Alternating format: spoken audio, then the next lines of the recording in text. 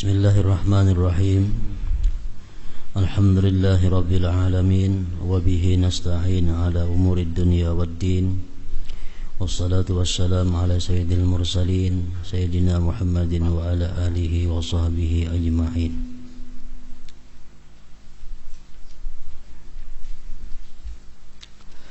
Dan apabila kamu membaca A'udzu billahi minasyaitonir rajim,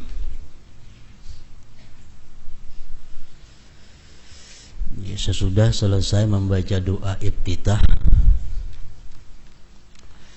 kita disunnatkan membaca ta'awudz atau isti'azah, yaitu kalimat A'udzu billahi minasyaitonir rajim. Artinya, aku berlindung kepada Allah dari syaitan yang terkutuk, atau aku berlindung dengan Allah dari syaitan yang terkutuk. Itu arti a'udzu billahi minasyaitonir rajim. Maka ketahuilah bahwasanya syaitan itu adalah musuhmu,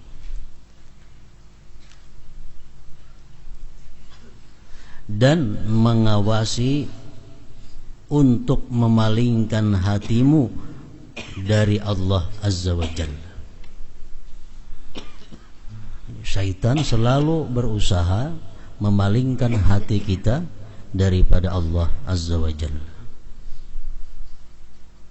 karena kedengkian kepadamu atas munajatmu kepada Allah Azza wa Jalla dan sujudmu kepadanya. Padahal ia syaitan itu dikutuk sebab satu kali sujud yang ditinggalkannya, dan ia tidak menyetujui terhadap sujud itu.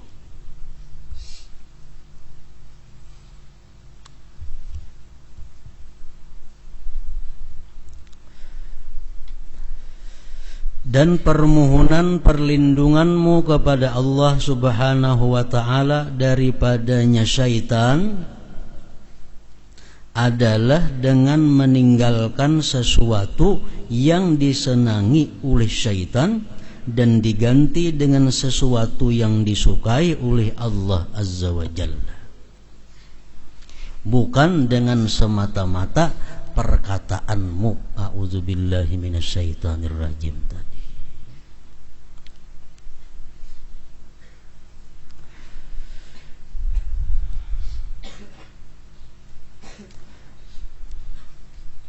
Orang yang dituju oleh binatang atau musuh untuk diterkamnya atau dibunuhnya, lalu ia berkata, aku berlindung dari kamu dengan benteng yang kukuh itu, padahal ia tetap di tempatnya, maka ucapan itu tidak berguna baginya.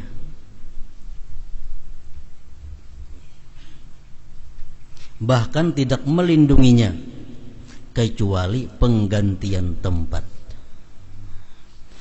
Maka demikian juga orang yang mengikuti syahwat yang menjadi kesenangan syaitan dan dibenci oleh Tuhan yang Maha Pemurah, maka semata-mata perkataan tidaklah berguna baginya. Sama halnya lawang rumah dibuka, lawang pintu rumah dibuka, berdoa kepada Allah, ya Allah selamatkanlah harta benda hamba daripada kehilangan. Tapi lawangnya dibuka.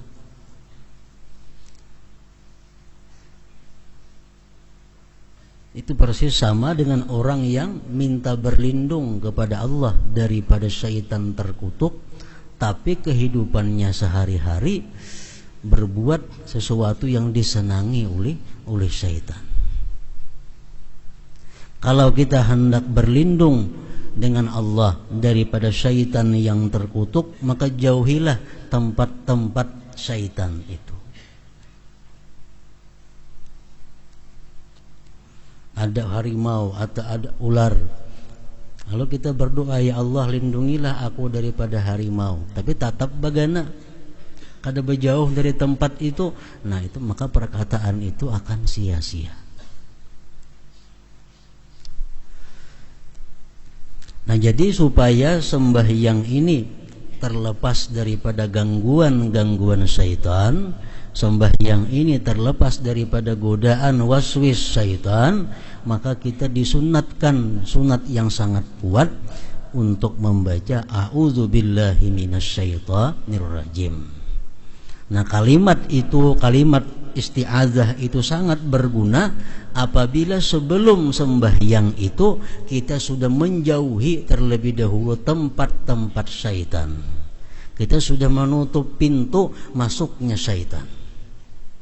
Kalau sudah pintu-pintu tempat masuknya syaitan kita tutup, lalu kita ucap a'udzubillahi minasyaitonir rajim, nah itu bermanfaat ucapan a'udzubillahi minasyaitonir rajim tadi.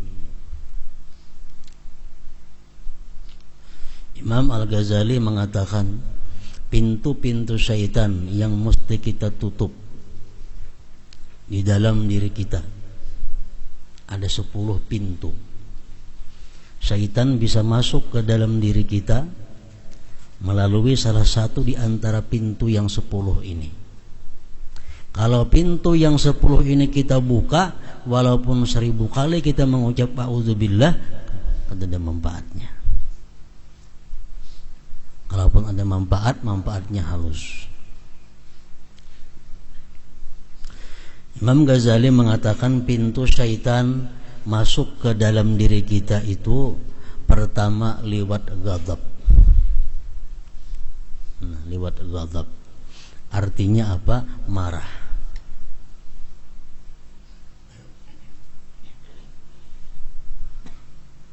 Orang yang marah itu membuka pintu seluas-luasnya untuk syaitan.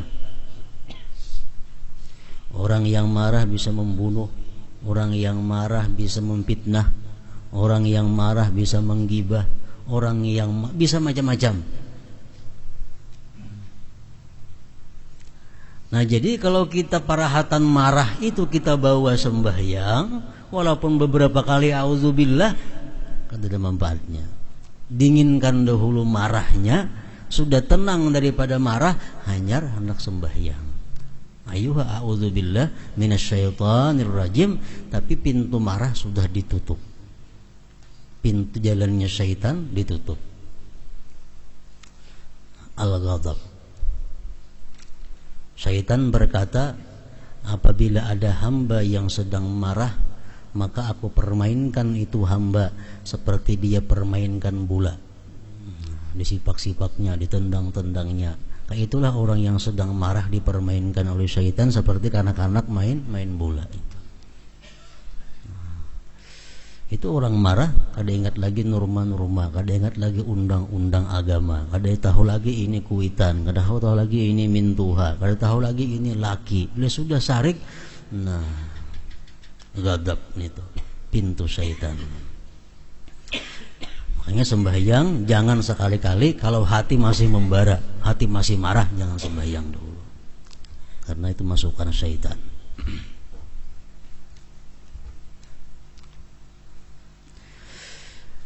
Yang kedua, pintu syaitan yang masuk ke dalam diri kita adalah lewat pintu syahwat.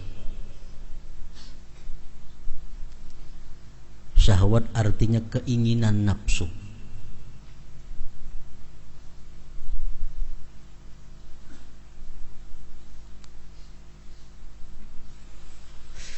Orang yang sudah membuka pintu syahwat ini berarti membuka syaitan masuk ke dalam dirinya. Dengan syahwat itu orang bisa melakukan zina. Dengan syahwat orang bisa memakan barang nang kada halal. Dengan syahwat dia bisa minum minuman nang dilarang, karena meluluskan apa yang diingininya. Nah kalau kita parahatan ada syahwat itu, jangan sembahyang dulu. Kendalikan dulu syahwat. Makanya kata Rasulullah, kalau engkau hendak makan, makanlah dulu, hanya sembahyang. Kenapa? Karena syahwat di situ ada hendak makan. Kalau kita hendak makan, makanannya sudah siap, kita sembahyang berdahulu, parut lapar, makanan siap, sembahyang berdahulu, walaupun a'udzubillah tetap peganangan di makanan itu. Walaupun a'udzubillahi minasyaitonirrajim. Kenapa? Karena pintu syaitannya dibuka lewat syahwat tadi.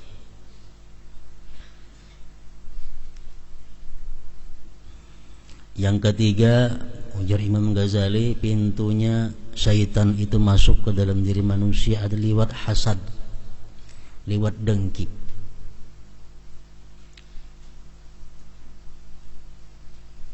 Orang yang dengki, nah, membuka pintu luas syaitan masuk ke dalam dirinya. Orang dengki mau membunuh, orang dengki mau memfitnah, orang dengki mau menyakiti segala macamnya. Bila di hati kita ada dengki, kita biarkan, sama halnya kita membiarkan syaitan untuk masukkan ke dalam diri kita. Nah, jadi parahatan kita masih ada dengki dengan seseorang, jangan hendak sembahyang dulu. Diamkan dahulu dengkinya, tobat dahulu daripada dengkinya, hanya sembahyang. Supaya a'udzubillahi minasyaitonirrajim itu berguna, bermanfaat. Yang keempat, pintu masuk syaitan ke dalam diri kita yang mesti ditutup adalah tamak. Tamak artinya kadang merasa cukup dengan apa yang ada.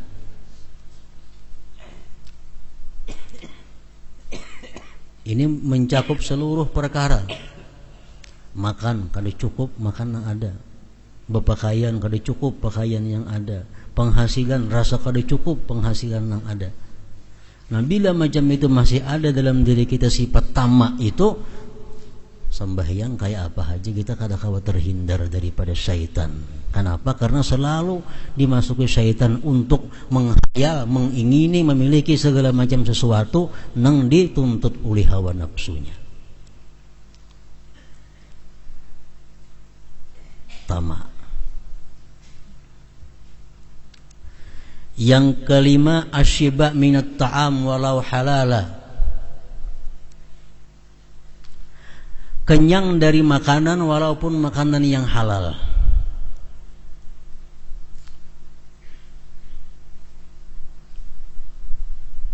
Orang nang parut kanyang walaupun dari makanan nang halal, itu mudah syaitan untuk mengarahkan inya kepada berbuat nang kada baik.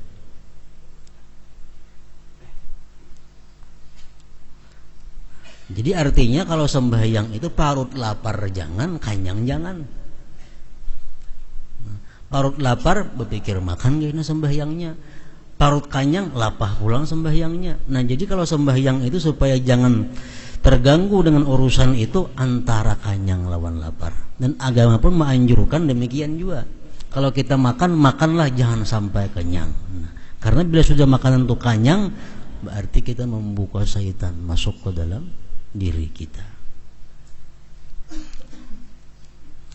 Yang keenam, Imam Ghazali, pintu syaitan lagi hubbut tazayyun, suka berhias. Orang ini suka aksi.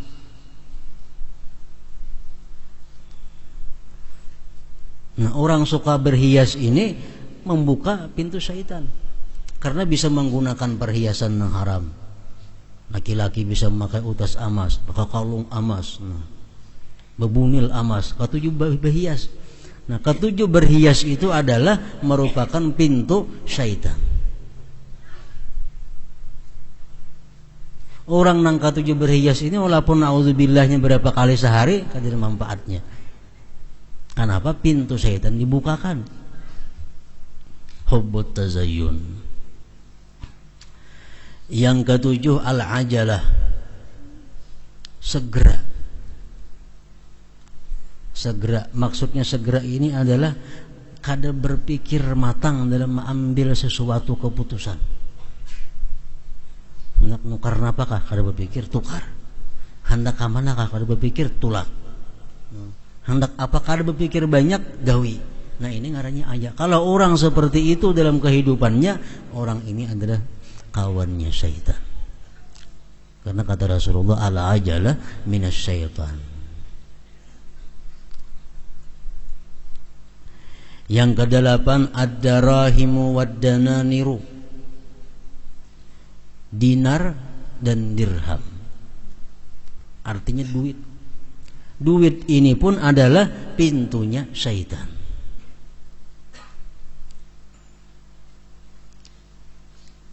Orang yang sangat cinta kepada duit sehingga kadang menghiraukan lagi duit ini datang di mana. Apakah duit ini datangnya di jalan yang haram, apakah duit ini datangnya di jalan yang halal, kada ada urusan. Karena apa? Karena sudah sangat cinta lawan duit itu. Yang penting ada duit. Nah, itu membuka syaitan masuk ke dalam diri kita.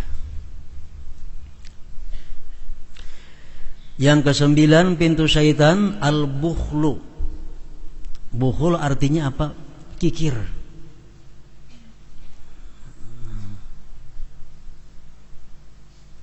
Orang kikir ini memikirkan pun orang aja keluar pun seorang kada. Orang nang kikir ini bisa mau mengurangi membayar upah, bisa mau menunda upah orang, bisa mau mengangkat tanah orang. Nah, itu orang kikir. Kalau kikir itu ada dalam diri kita, ada pintu syaitan untuk masuk ke situ. Nah, yang ke-10, ta'allumul ilmil khafi qabla mumarasati zahir. Belajar ilmu hakikat sebelum lahir ilmu syariat. Orang tuh belum matang lagi ilmu syariat, belum matang lagi ilmu fikih, belajar sudah ilmu tasawuf nang dalam, sama membukakan pintu syaitan lawan dirinya. Iya, nang akhirnya kada bersembahyangan lagi. Iya, akhirnya ampun orang, iya ampun ku juga.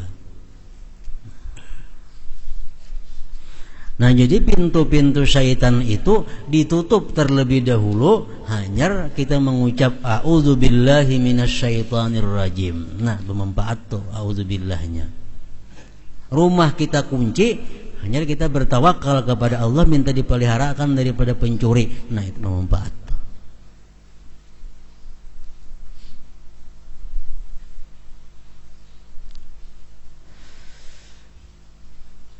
Maka demikian juga orang yang mengikuti syahwat yang menjadi kesenangan syaitan dan dibenci oleh Tuhan yang Maha Pemurah, maka semata-mata perkataan a'udzubillahi minasyaitonirrajim tidaklah berguna baginya.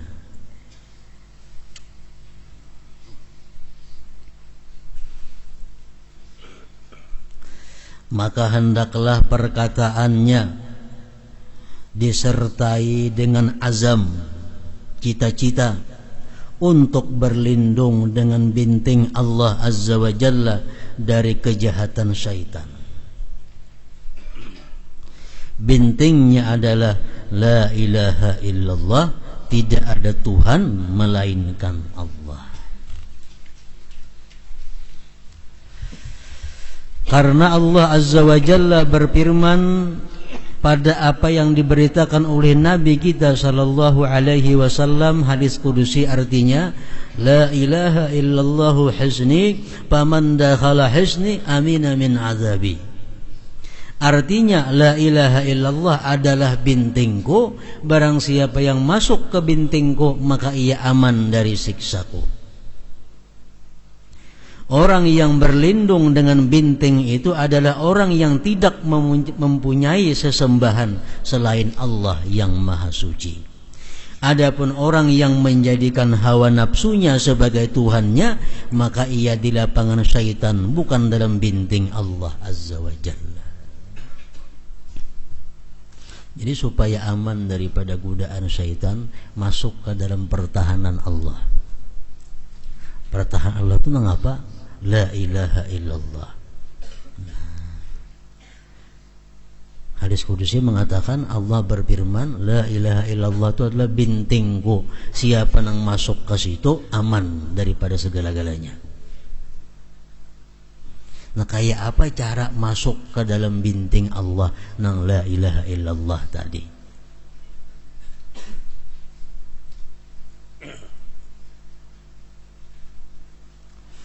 Ada dua teori ulama sufi yang mengatakan cara kita masuk ke dalam la ilaha illallah itu ada cara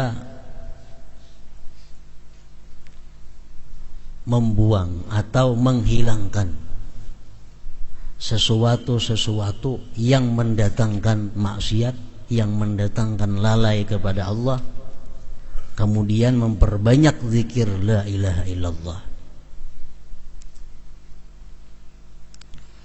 Misalnya kita ada pekerjaan, macam-macam pekerjaan, ada kesibukan, macam-macam kesibukan. Mana kesibukan yang seringkali membuat jadi maksiat, mana kesibukan pekerjaan kita yang seringkali membuat kita lalai daripada Allah. Nah itu dibuang, ditinggalkan. Hanya perbanyak mengata la ilaha illallah, maka kita akan dimasukkan dalam binting Allah subhanahu wa ta'ala. Itu ada yang pertama macam itu.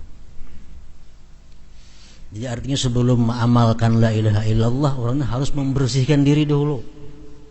Bersihkan diri daripada macam-macam yang kada baik, hanya perbanyak la ilaha illallah. Ada teori yang kedua daripada ulama-ulama sufi mengatakan agar kita masuk dalam bintingnya Allah itu adalah biar aja kita ada pekerjaan yang melalaikan atau pekerjaan yang seringkali membuat maksiat, biar jangan ditinggalkan. Cuma satu, perbanyak la ilaha illallah, mengucapnya sebanyak-banyaknya sehari, misal 12.000 atau 24.000. Maka dengan tersendirinya pekerjaan yang kada baik tidak akan tertinggalkan.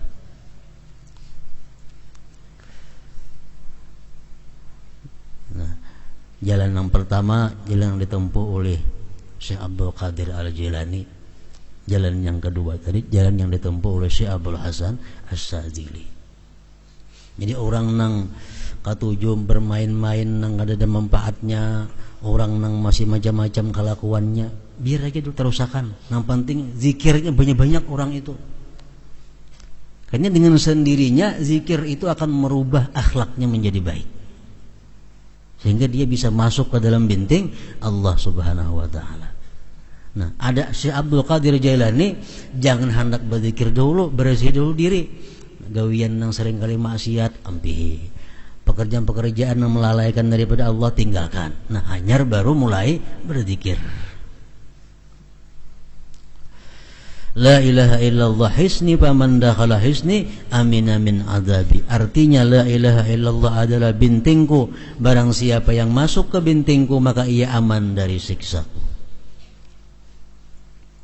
Orang yang berlindung dengan binting itu adalah orang yang tidak mempunyai sesembahan selain Allah yang Maha Suci. Adapun orang yang menjadikan hawa nafsunya sebagai Tuhannya, maka ia dilapangkan syaitan, bukan di dalam binting Allah Azza wa Jalla.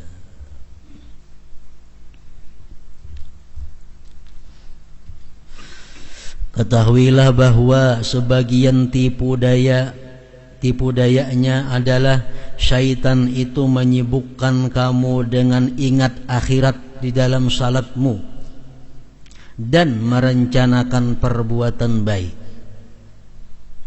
agar syaitan dapat menghalangi kamu dari memahami apa yang kamu baca.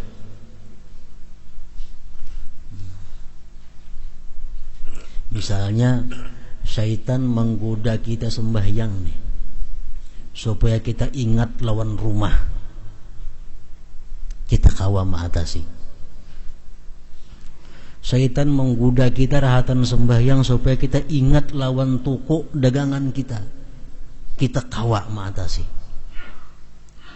Syaitan menggoda kita dalam sembahyang supaya kita ingat lawan anak-anak kita, kita kawa mengatasi. Syaitan menggoda kita dalam sembahyang itu bisa dengan mengingat dosa-dosa kita dahulu. Rahatan sembahyang kita ingat dulu kita pernah berdusta, kita melakukan ghibah. Dalam sembahyang kita ingat kita melakukan fitnah, dalam sembahyang kita melakukan mencuri segala macam. Nah, syaitan menggeritik hati kita supaya kita ingat dosa-dosa kita. Nah, kita kira itu baik, padahal luput. Kenapa? Dalam sembahyang itu bukan disuruh mengingat dosa, disuruh menghadap hati dan wajah kepada Allah Subhanahu wa ta'ala. Nah, dikira sudah baik. Atau syaitan dalam sembahyang bisa menggoda dengan mengingat dalam kubur. Nah, kita sembahyang, kita ingat dalam kubur, kena kayak apa aku, di siratal mustaqim kena macam apa aku. Padahal itu kan ada urusan sembahyang, mengingat itu. Mengingat itu hendaknya di luar daripada sembahyang. Dalam sembahyang ini khusus memahami apa yang dibaca. Bila sembahyang ingat lawan mati, itu syaitan menggeritik ke hati kita, menggoda kita supaya jangan khusyuk, supaya jangan ingat kepada Allah Subhanahu wa ta'ala, agar syaitan dapat menghalangi kamu dari memahami apa yang kamu baca. Rahatan sembahyang timbul di hati geritik hendak berbuat baik. Kan kena yang bersembahyang ni membaca Quran, kan kena yang bersembahyang ni membaca salawat. Mungkin syaitan ni menggeritik hati kita, kan kena yang bersembahyang ni belajar. Nah, dikira itu baik, padahal itu adalah tipu daya syaitan untuk menghalangi kita munajat kepada Allah Subhanahu wa ta'ala. Walaupun caranya pina model baik.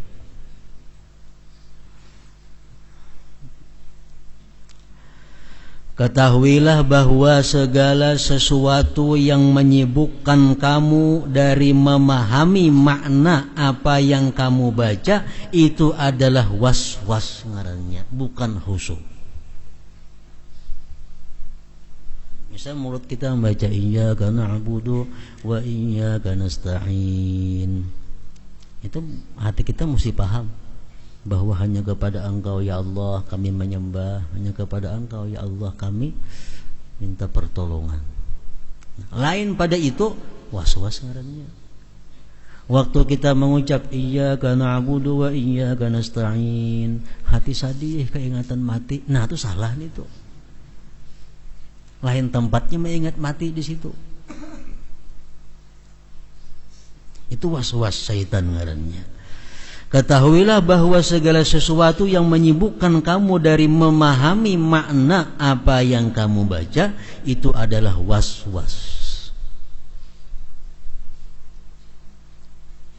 Karena gerakan lidah itu bukan tujuan, tetapi tujuannya adalah makna-maknanya yang terkandung di dalam lafaz yang diucapkan oleh si lidah, lisan kita itu.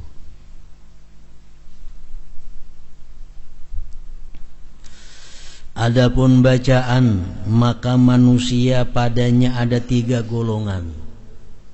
Baca Fatihah contohnya. Bismillahirrahmanirrahim. Alhamdulillahirabbil alamin. Arrahmanirrahim. Maliki yaumiddin sampai habis. Nah, membaca Fatihah, membaca tasbih, membaca tasyahud, itu manusia ada 3 kelompok. Pertama, seseorang yang lidahnya bergerak sedangkan hatinya lalai. Di mulutnya mulai a'udzubillah sampai waladhdallin lancar, fasih bacaannya. Tapi hatinya kadang memahami makna apa nang inya baca. Padahal amunnya hakoninya kau aja memahami itu, bisa aja orangnya bahasa Arab. Bahasa Arab bisa, pandai aja. Ihdina artinya tunjuki kami, tahu aja. Sirat artinya jalan mustaqim yang lurus, tahu aja artinya. Bismillahirrahmanirrahim, dengan nama Allah, tahu aja maknanya. Cuma karena hatinya kesibukan memikirkan yang lain daripada itu, sehingga makna yang dibaca itu kada terlintas dalam hati. Seseorang yang lidahnya bergerak sedangkan hatinya lalai.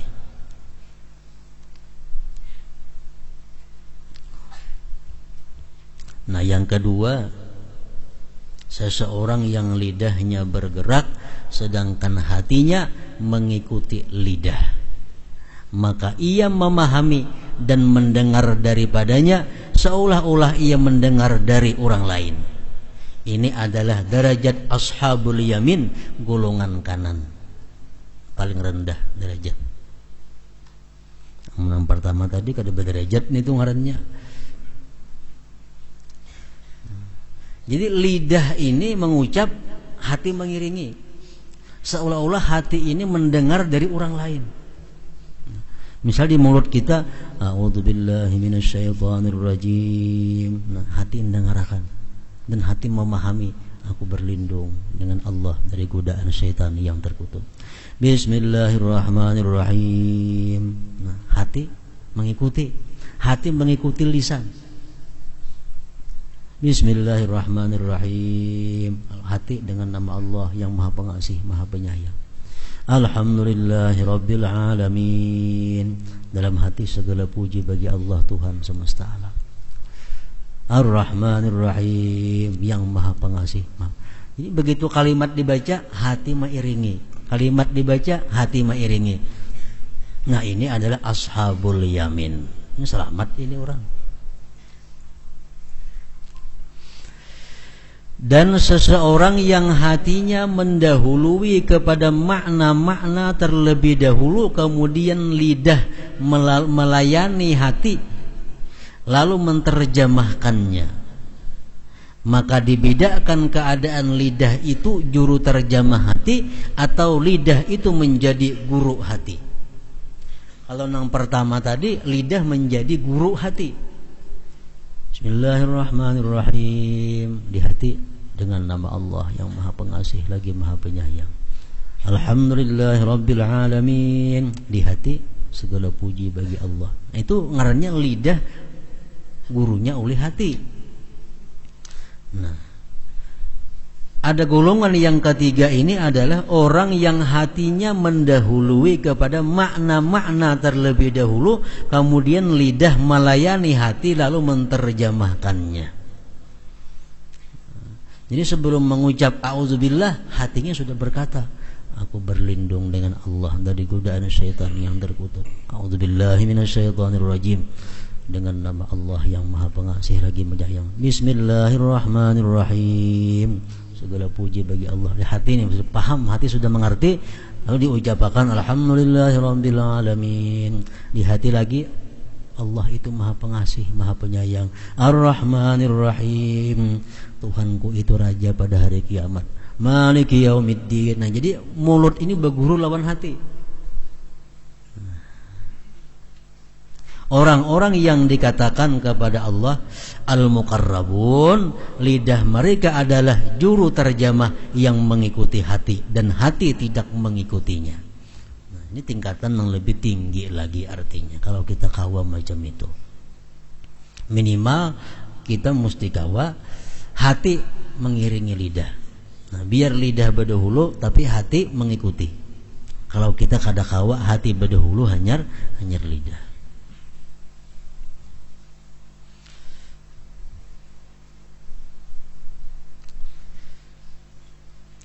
Perincian terjemah makna-makna itu adalah bahwasanya kamu mengucapkan Bismillahirrahmanirrahim. Artinya dengan nama Allah yang Maha Pengasih lagi Maha Penyayang. Kalau orang muqarrabin, maknanya berdahulu dalam hati sudah ada, hanya diucapkan di mulut Bismillahirrahmanirrahim. Kalau orang ashabul yamin, di mulut berdahulu Bismillahirrahmanirrahim, dalam hati hanya menyadari, dengan nama Allah yang Maha Pengasih lagi Maha Penyayang. Artinya dengan nama Allah yang Maha Pengasih lagi Maha Penyayang, maka niatkanlah dengannya untuk mendapat berkah, untuk permulaan membaca kalam Allah yang Maha Suci. Dan pahamilah bahwasanya maknanya seluruh urusan itu dengan Allah yang Maha Suci. Jadi Bismillahirrahmanirrahim, dengan nama Allah yang Maha Pengasih lagi Maha Penyayang, aku mulai sembahyang ini. Dengan nama Allah yang Maha Pengasih lagi Maha Penyayang, aku mulai membaca surat Al-Fatihah ini. Terus semakin luas pengetahuan kita, semakin banyak tafsir yang terkandung di dalamnya Bismillahirrahmanirrahim itu. Yang dimaksud dengan isim nama Bismillahirrahmanirrahim, dengan nama Allah. Dimaksud dengan isim nama di sini adalah musamma, orang yang disebut.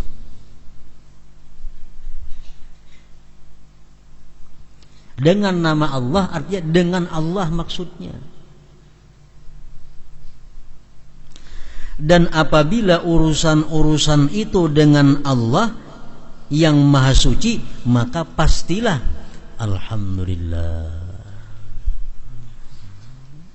Bismillahirrahmanirrahim.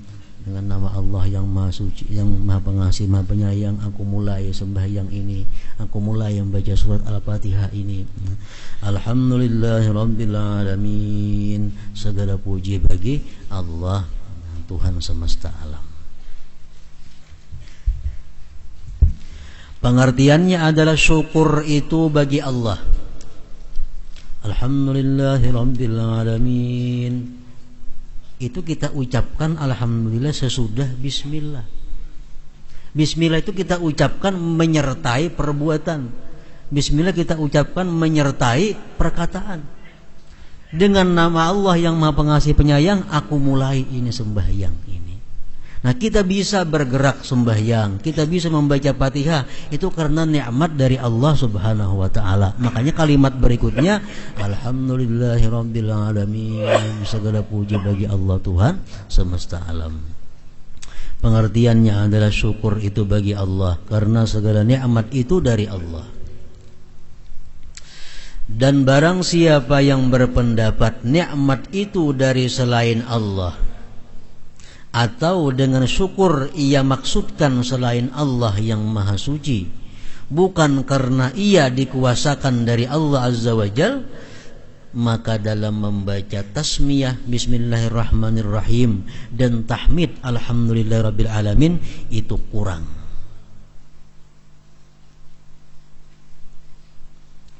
Jadi sebelum kita mengucap alhamdulillahirabbil alamin itu, kita mesti mengiktikarkan bahwa nikmat ini semata-mata hanya dari Allah. Hanya keluar alhamdulillahirabbil alamin. Menurut kadar berpalingnya kepada selain Allah Ta'ala. Apabila kamu membaca Ar-Rahmanir-Rahim, artinya yang maha pengasih lagi maha penyayang, maka hadirkanlah di dalam hatimu akan seluruh balas kasihnya agar jelas rahmatnya bagimu. Lalu terbangkitlah harapanmu karenanya. Kemudian kubarkanlah dari hatimu pengagungan dan takut dengan ucapanmu Maliki Yaumiddin, artinya yang merajai memiliki hari pembalasan. Jadi kalimat Ar-Rahmanir Rahim itu artinya maha pengasih, maha penyayang, itu mesti ada dalam hati kita rasa senang, mesti ada dalam hati kita rasa bahagia, mesti ada dalam hati kita rasa berharap kepada Allah. Kalau kada ada rasa itu, nah, kada husuk orangnya. Berarti bisa saja membaca, bisa menerjemah, cuma kada bisa merasai. Kalau kita mengucap menyadari bahwa Allah itu pengasih penyayang, mau kada mau hati pasti tenang. Hati kita pasti bahagia, pasti berharap kepada Allah. Nah, maka hadirkanlah di dalam hatimu akan seluruh balas kasihnya agar jelas rahmatnya bagimu, lalu terbangkitlah harapanmu karenanya. Makanya ada orang diulang-ulang, tapi orang sembahyang sorangan aja bang, karena kenyamanannya hati itu. Ar-Rahmanir Rahim, Ar-Rahmanir Rahim, Ar-Rahmanir Rahim, karena merasakan kenikmatan, kelezatan waktu mengucap Ar-Rahmanir Rahim itu.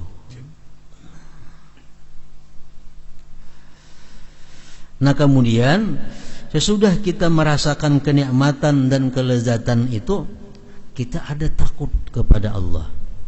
Takut itu melalui ucapan Maliki Yaumiddin, artinya yang merajai memiliki hari pembalasan. Adapun keagungan karena tidak ada kerajaan kecuali baginya. Adapun takut maka karena sulitnya hari pembalasan dan perhitungan yang mana dia adalah pemiliknya. Kemudian dia perbaharuilah keikhlasan dengan ucapanmu iyyaka na'budu. Jadi dalam kita mengucapkan Maliki Yaumiddin, itu hati kita pasti ada merasakan takut kepada Allah.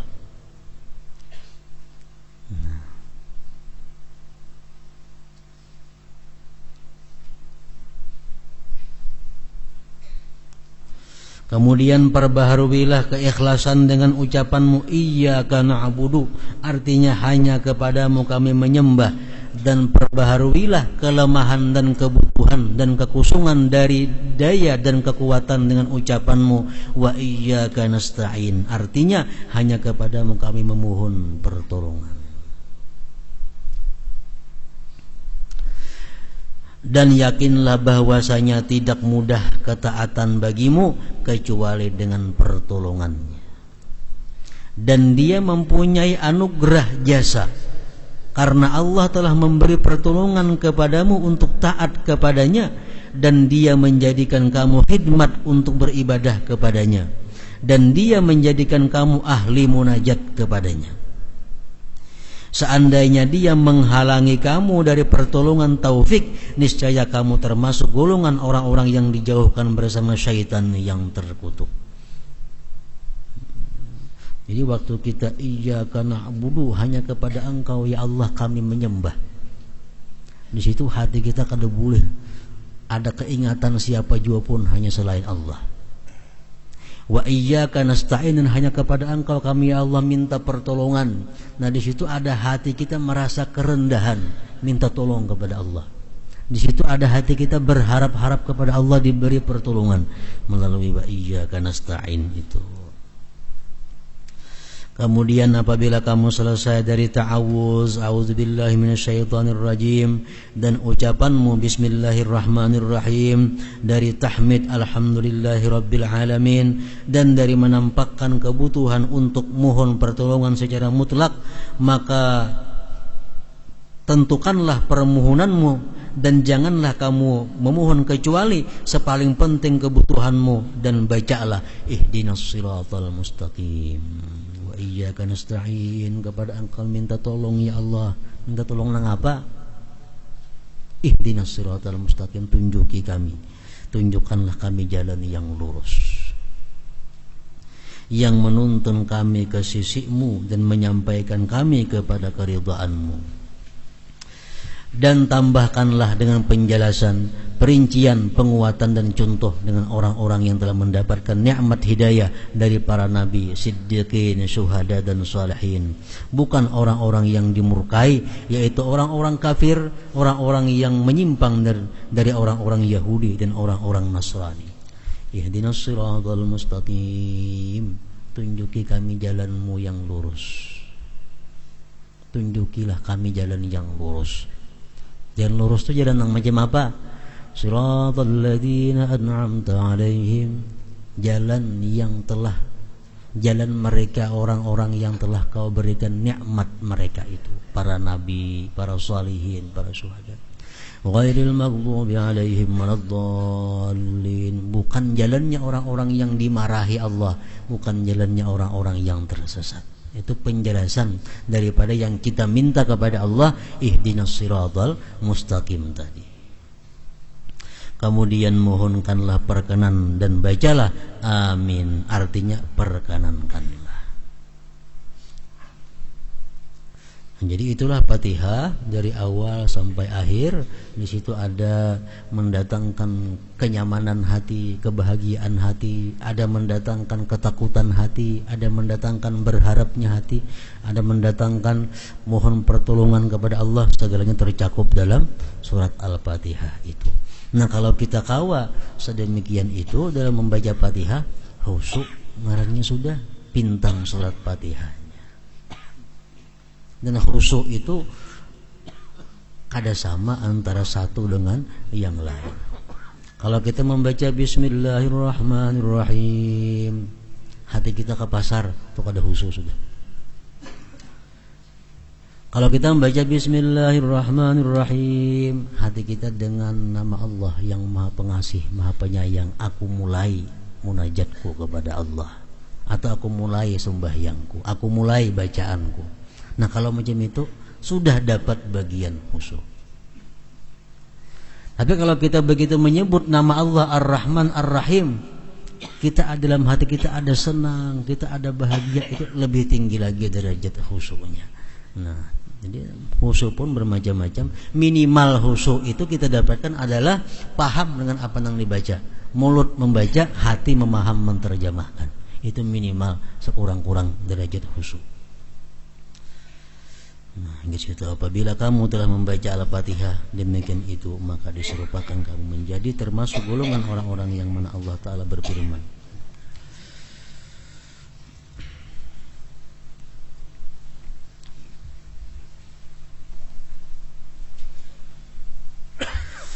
afdhalu dzikri fa'lam annahu la ilaha illallah Muhammadur Rasulullah la ilaha illallah Muhammadur Rasulullah la ilaha illallah Muhammadur Rasulullah la ilaha illallah la ilaha illallah la ilaha illallah la ilaha illallah la ilaha illallah Allahu Allah Allahu Allah Allahu Allah Allahu Allah Allahu Allah Allahu Allah Allahu Allah Allahu Allah Allahu Allah Allahu Allah Allahu Allah Allahu Allahu Allah la ilaha illallah Muhammadur Rasulullah la ilaha illallah Muhammadur Rasulullah la ilaha illallah Muhammadur Rasulullah la ilaha illallah Al-Fatihah Ar-Rahmanir Rahim Iyyaka na'budu wa iyyaka nasta'in Shiratal ladzina فيا أيها الرجل منه شفاعة صلوا عليه سلموا تسليما